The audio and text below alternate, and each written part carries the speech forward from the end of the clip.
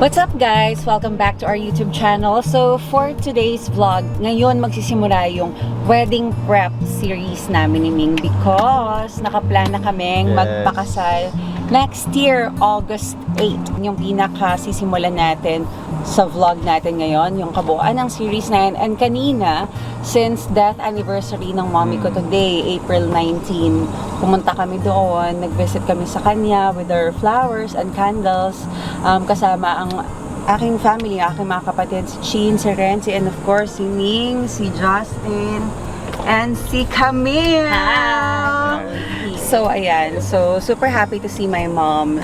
Nakakamiss siya sobra. So, ngayon, samahan nyo kami kasi ang gagawin natin ngayon is mag-wedding location ocular tayo. Ayun. So ngayon nandito tayo guys, yung first location natin na pupuntahan is yung Brittany Palacio. Located siya sa sa Alabang. Yun, nakita siya namin sa TikTok. Tapos nakita naman yung review, sobrang ganda. Kasi yung theme ng kasal namin is ethereal. So garden wedding na ethereal. Parang perfect talaga siya yung location dito. So ito yung inuna namin ngayon, tapos next is puro Tagaytay na.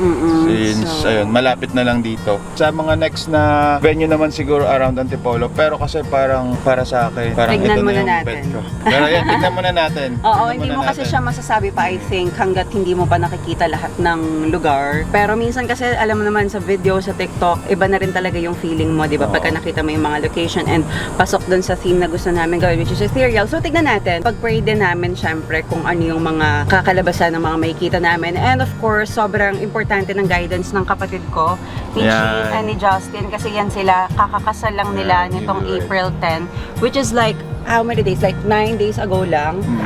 Birthday din yun ng mommy ko, yung mommy namin ni Chin. So, saktong-sakto yung wedding nila. And syempre, sobrang bihasa na yung mga yan, lalo na yung mga yan. DIY sila. Plus, meron silang, ang tawag dito, facade events. And actually, medyo handang-handa na rin. Oh, handang-handa! Layo pa, bes. No, medyo may mga bagay na eto na nga na itutulong yung kapatid ko tsaka si Justin sa amin. Kasi nung wedding din nila, nasimulan na nila i-launch din yung perfume bar nila, which is kasi meron sila facade events. Okay, so can you tell us more, Justin, about the facade event? Ayun, sa ngayon, more on kami, souvenirs and mga wedding favors. So kapag may mga events kayo, like weddings, tsaka kung anong events, birthdays, ganyan, pwede yun sa mga events ninyo.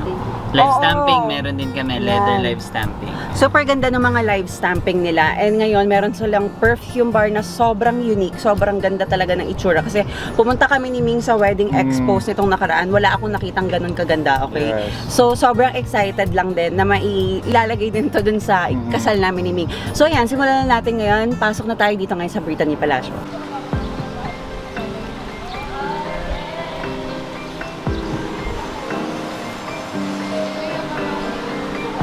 Nasakayan tayo sa karwahe.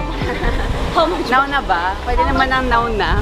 Parang Cinderella Ariel pala yun. So yun guys, galing tayo sa Brittany Palacio kanina. So yun, super nagustuhan namin yung place, super ganda. And ang pinaka kino-consider namin doon, since hindi namin na-share pa pala sa inyo, ang pinaka ceremony talaga namin is intimate, okay? So super closest friends and families yung gusto namin ni Ming. Explain mo rin kung bakit. Para sa amin kasi gusto namin ma-accommodate namin lahat ng closest friends and family. Tsaka pag sobrang dami kasi parang hindi mo na sila nakaka-banding. Maganda kasi after ng ceremony, ng kasal, pag nandun na sa reception, kumbaga kasi magkakasama na, kumbaga ma-accommodate mo lahat. Kumbaga may keep mo yung memories na, nakausap namin si ganito, ganyan, yung family, ganyan. So yun yung plan talaga namin. Parang asarap lang din sa feeling nung kumakain kayo reception, ganyan, nag-uusap kayo. Alam mo yun, yung nakakausap mo silang lahat. Yes. Hindi yung parang feeling ng minsan, may mga ganun kasi sa ibang wedding. Sa ibang wedding na hindi nila napupuntahan. Oo, hindi kumbaga napupuntahan. quick time lang, 5 minutes lang ako dito. Tapos 5 minutes ako doon, lilipat tapos na naman. hi, hello. Hi, hello lang, parang minsan naman, parang sa amin lang to ni Ming, opinion lang naman namin to. Almost 7 years na rin kami together. Yung parang sa tagal namin nagsama na parang before kasi sobrang laki ng mga kumbaga, friends mo. Yeah. And then yung, kumbaga, ang lawak ng mga kung sino-sino mga acquaintances. Kumbaga, parang para sa amin. As years go by also, nakita mo din kung sino din talaga yung mga Nandyan truest talaga. nandyan para sa'yo. Hindi lang sila yung nasa kung happy-happy lang. Kumbaga, Oo. yung pinili talaga namin, nandyan sila sa ups and downs sa na lahat. one call away ng mga friends nandyan. Kaya yun, pinili namin yung intimate namin kasi magiging ano talaga siya namin, magiging memory siya namin talaga. Tsaka yung sa ibang wedding celebration, like after ng reception, makakain na, babay na agad. Oo. So, magkakaiba naman per kasal.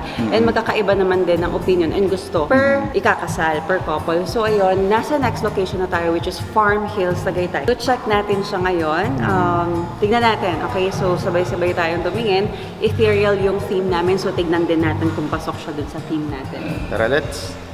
Yun. So yun, naka-set up na. So at least meron tayong idea na ganito pala yung magiging setup ng ng reception. Yan. So maganda naman siya. Ganda. Kaso yung comment ko dito is sobrang laki. So hindi siya para sa amin yung ganito kalaking laking reception. Kasi pang na to parang around 200 packs to 300. Yung plan namin is 60 to 70 max na. Ayun. Natin yung reception area. Dito naman tayo dun sa garden ceremony.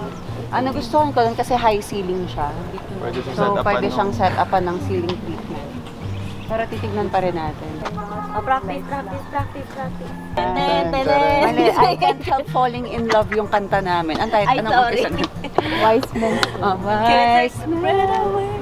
Kala mo talaga. Oo, kinanta niya sarili. Go sis, kanta mo yung sarili mo. Sige, tuloy mo ng boss. Kamusta Ming?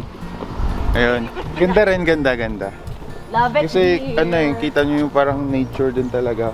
Yan, mga may lit na, ewan ko, pine trees ba yun? Pero ayan, maganda yung setup dito kasi parang perfect to sa sa intimate, yung ganito kalaki. Yan, tapos syempre, pag nilagyan ng mga dyan, flowers, mga et cetera, maganda. O tara.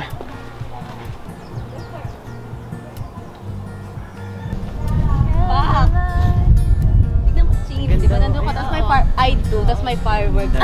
Guys, sobrang ganda. Nandito pa lang tayo sa entrance ng Fernwoods Garden, Tagaytay. And sobrang pleasing na niya. Ito, tingnan nyo, makikita nyo to yung falls. I like the clock over here. Tapos, this look, I love it so much. Pasok siya dun sa ethereal na theme. And also, this reminds me so much of my mom. Kasi if may nakakaalam sa inyo ng Fernwoods Garden sa Quezon City, mga every weekend siguro yun, lagi kaming dinadala doon ng mommy ko. Favorite niya ang Fernwoods Garden. So, it reminds me so much of her. So, tignan natin, no? Sobrang exciting kasi super nice din yung loob. Ang laki. So far, walang tapo, no? Sa lahat ng pinuntahan natin today. Lahat actually, maganda talaga. So, parang lahat na kukonsider namin. So, ngayon pa lang sa tatlong napuntahan namin, medyo mahirapan kami mag-decide. Pwede bang mag-wedding sa lahat? May experience man lang natin. So, ayun, gustong-gusto ko, thank you Lord, kasi sobrang talagang ginaid niya tayo today dun sa mga wedding locations natin. So, ayan, bago pa dumilim, simulan na natin, punta tayo sa loob.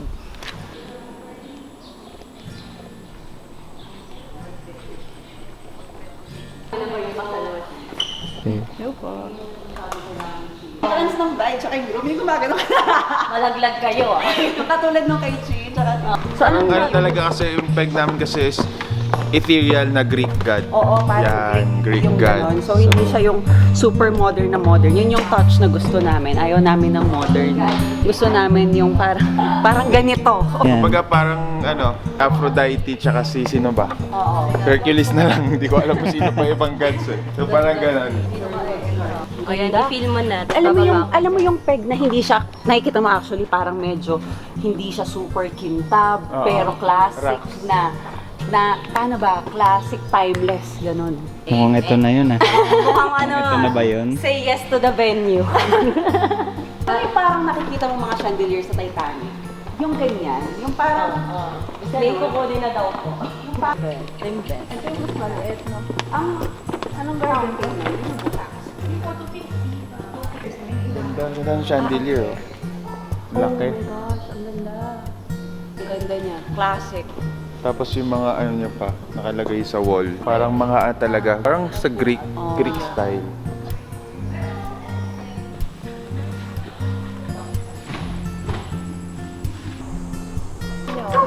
Hindi, ang effect. Sarap mag-photoshoot. Hindi lang may No, confidence si ate na kukunin nyo na. Ganun lang siya eh. Parang Oo. okay, nakita mo naman na Wala yung Basic. ibang tinignan nyo. parang Wala yung ibang tinignan nyo. Ito na. Very bagay sa gusto ko may chandelier na rin sa back. Tapos ang ganda ng tunog. Di ba? Ay, siya.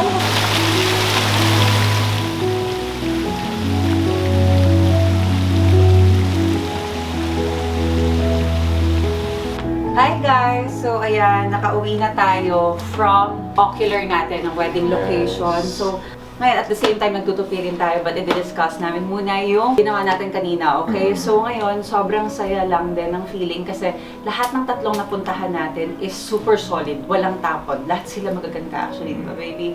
So ngayon, una pumunta tayo ng Brittany Palacio. Palacio, So, Farm super Hills, nice, yeah. Gardens, Tagaytay yung pangalawa. Tapos yung pangatlo is yung sa Fernwoods. Fernwoods. Tagaytay. Kasi dalawa yung Fernwoods eh. Meron dito sa QC, pero yung natingnan natin yung nasa Tagaytay. Yeah. So far, talagang super loved everything. But, nag-top talaga sa amin is yung Fernwoods Tagaytay.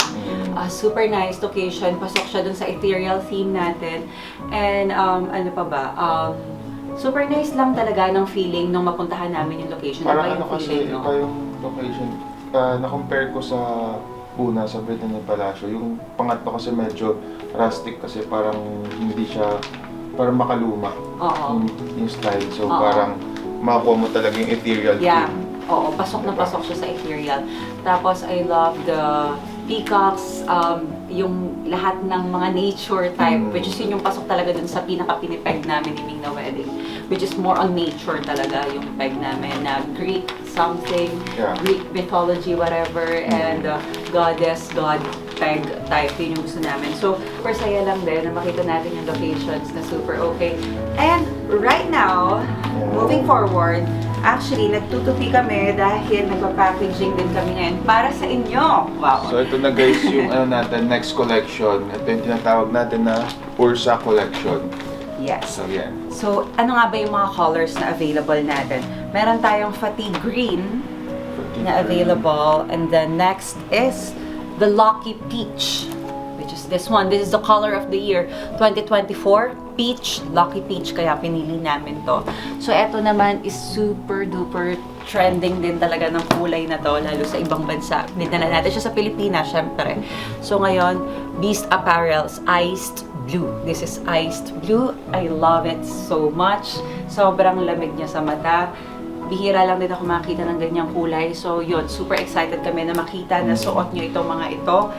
Magiging available to soon sa Shopee natin. But right now, if you wanna order, you can order sa aming Facebook. Yeah, Facebook Yeah. muna, tapos message na lang kami on our Facebook account or sa Beast Facebook. Tapos pala guys, yung shirt natin, hindi na siya oversized, so regular fit siya. So makikita nyo soon yung pictures na pag na-post na yung fitting niya iba na. So Super ganda, actually. para sa akin kasi pinili ko XL yung size ko, pero fitted siya sa braso ko. So ayun. So, magandang kukuhain nyo din talaga is yung fit din sa inyo as much as possible. And okay din naman, depende rin kasi sa preference nyo kung ano yung gusto nyo eh. So ayan, super nice. I'm so excited. I'm so happy. We're super happy that it's finally here. We've been working on this for like few months na rin now. So yan, that's it. If just to make sure that you don't miss a single episode, then do not forget to hit the like, subscribe, and notification bell button. So ayan, see you sa next episode.